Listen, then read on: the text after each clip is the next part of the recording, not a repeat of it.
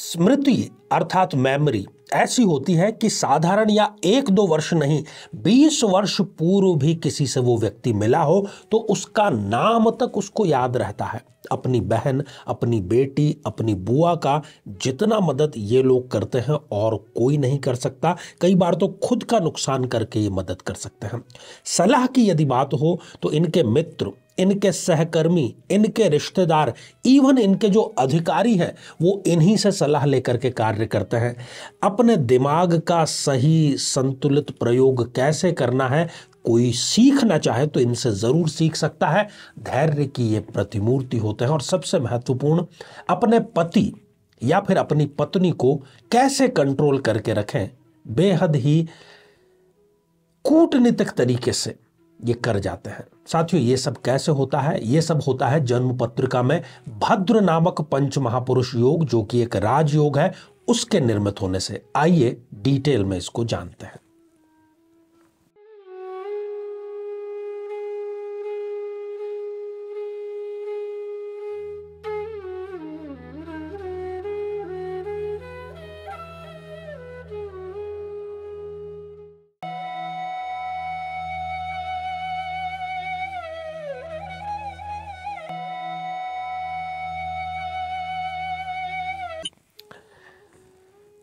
तो मेरे बहुत ही प्रिय और बेहद सम्मानित साथियों, हृदय की असीम गहराइयों से अभिनंदन, बहुत बहुत हार्दिक स्वागत।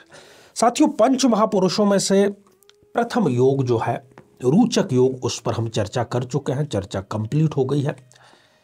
आज हम चर्चा करेंगे भद्र नाम के पंच महापुरुष योग की। आइए सबसे पहले एक जन्म पत्रिका का सहारा लेते हैं और जन्म पत्रिका जो है वो है कन्या लग्न की जन्म पत्रिका। आप देख रहे हैं कि 6 नंबर जो है उस अंक से ये जन्म पत्रिका प्रारंभ हो रही है। अब कन्या लग्न की जन्म पत्रिका में 2 ऐसी परिस्थितियां बनती है जबकि भद्र नाम का पंच महापुरुष योग निर्मित होता है। सबसे पहली अवस्था कि यदि बुध देव जो कि लग्नेश है स्वयं लग्न में आकर के विराजमान हो जाए, और दूसरी स्थिति यदि बुध देव स्वग्रही होकर के अपनी ही राशि में दशम भाव में अर्थात कर्म भाव में आकर के विराजमान हो जाए। दोनों ही स्थितियों में भद्र योग का निर्माण होगा। अब बहुत से लोग आते हैं साथियों कि मेरी जन्म पत्रिका में भी ये स्थिति है, परंतु मुझे अभी तक इसका कोई लाभ नहीं मिला। तो आप अच्छे से इसके कुछ जो नियम है वो जरूर समझ लें। साथियों, इसका यदि लाभ नहीं मिल रहा है तो कहीं ना कहीं आप देखेंगे कि बुध की जो डिग्रियां हैं वो या तो 0 या 1 डिग्री या 28, 29 जैसी जो अंतिम डिग्रियां हैं वो हो गई हैं, या फिर बुध देव जो है वो अस्त अवस्था में यदि है, या फिर बुध जिस जन्म पत्रिका में एक मारक ग्रह की स्थिति में कई बार आ जाता है वहां पर भी ये रिजल्ट प्रदान नहीं करता। और सबसे बड़ी बात कि ये रिजल्ट प्रदान करेगा अपनी दशा में, जब इसकी महादशा आती है। तो आइए साथियों, सबसे पहले ये देखते हैं कि लग्न में विराजमान होकर के बुध देव इस कन्या लग्न की जन्म पत्रिका में क्या क्या लाभ इस जातक या जातिका को प्रदान करते हैं। साथियों, योग कारक ग्रह है। लग्नेश सदैव अपने जन्म पत्रिका के लिए योग कारक ही होता है। भद्र योग यहां पर निर्मित हो रहा है। इस स्थिति में इसकी जो स्मृति है, जो मेमोरी है, वो जबरदस्त होती है। भूलना शायद उसको आता ही नहीं है। 20 वर्ष बाद भी वो किसी से मिलेगा, और चाहे वो 20 वर्ष पूर्व किसी से 1 या 2 मिनट के लिए ही मिला था, 20 वर्ष बाद मिलते ही सीधे उसके नाम से वो उसको पुकार लेगा।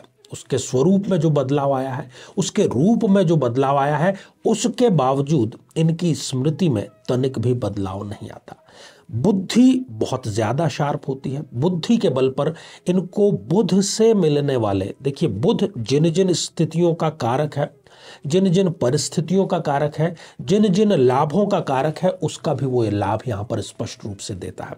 यदि आप इनके दांतों पर थोड़ा सा दृष्टिपात करेंगे तो भद्र योग के कारण व्यक्ति के दांत जो है वो बेहद सुंदर होते हैं। दंत पंक्ति जो है वो बहुत ही व्यवस्थित होती है, चमचमाते हुए इनके दांत होते हैं।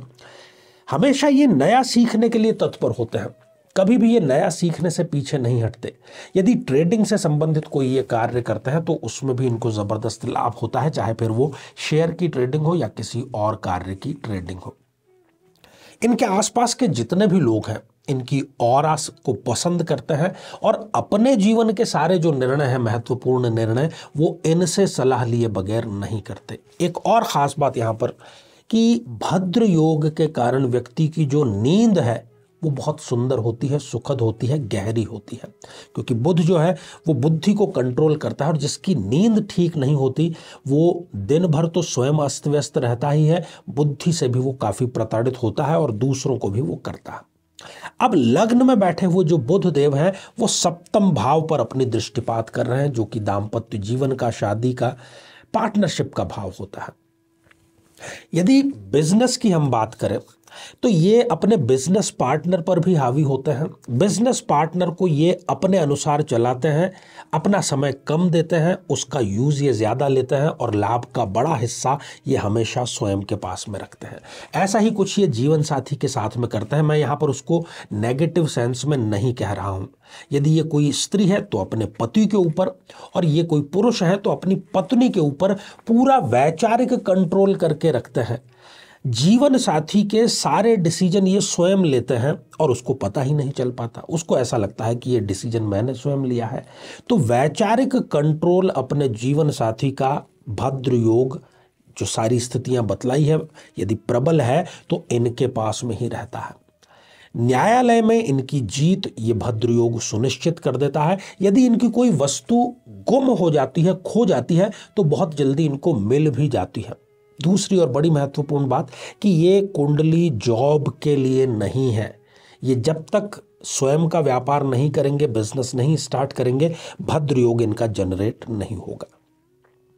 साथियों, बात करते हैं दूसरी स्थिति के बारे में, दशम भाव के बारे में। यदि दशम भाव में बुध देव विराजमान है, स्वग्रही है, अपनी राशि में है, तो यहां पर भी वो भद्र योग का निर्माण कर रहे हैं।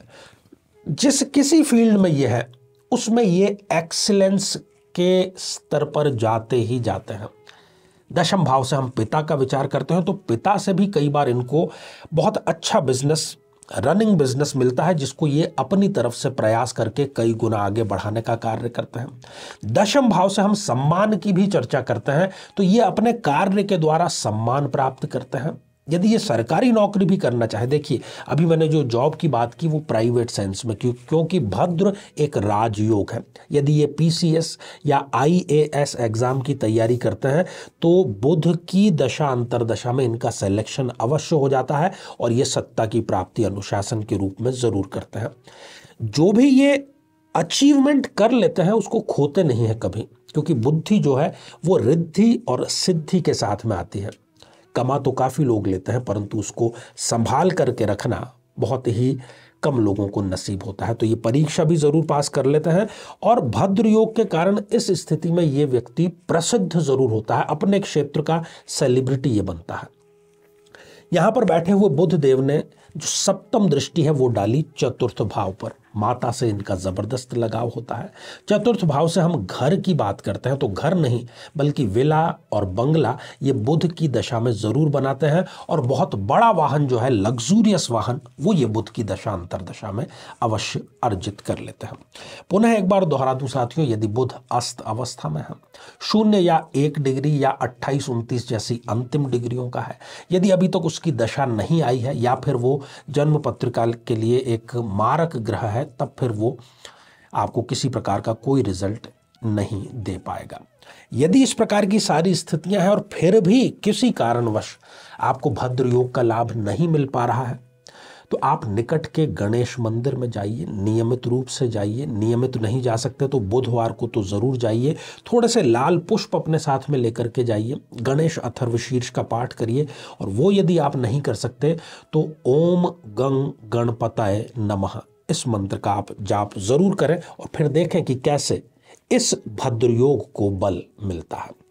जीवन में किसी समस्या का सामना कर रहे हैं, जैसे कि शादी में देरी होना, पति पत्नी में मनमुटाव या तलाक तक की नौबत आ जाना, संतान का प्राप्त न हो पाना, नौकरी या धन प्राप्ति में बाधा आना, जीवन के प्रत्येक क्षेत्र में किसी न किसी प्रकार की बाधा आना, तो आज ही अपनी जन्म पत्रिका का संपूर्ण विश्लेषण करवाएं और पाएं समस्या से सदैव के लिए मुक्ति। तो आइए साथियों बढ़ते हैं हम आज के हमारे कमेंट के चरण की तरफ। और पहला ही कमेंट जो है ये सुमित्रा चटर्जी ने लिख भेजा है। आपने पूछा है, गुरुजी लेडीज हनुमान जी की पूजा कर सकती हैं क्या, और क्या वो हनुमान जी को गुरु मान सकती हैं, प्लीज़ गाइड करें। ज़रूर, इस पर हमने एक स्वतंत्र एपिसोड भी बनाया है, आप चाहे तो जा करके सर्च करके आप देख सकते हैं।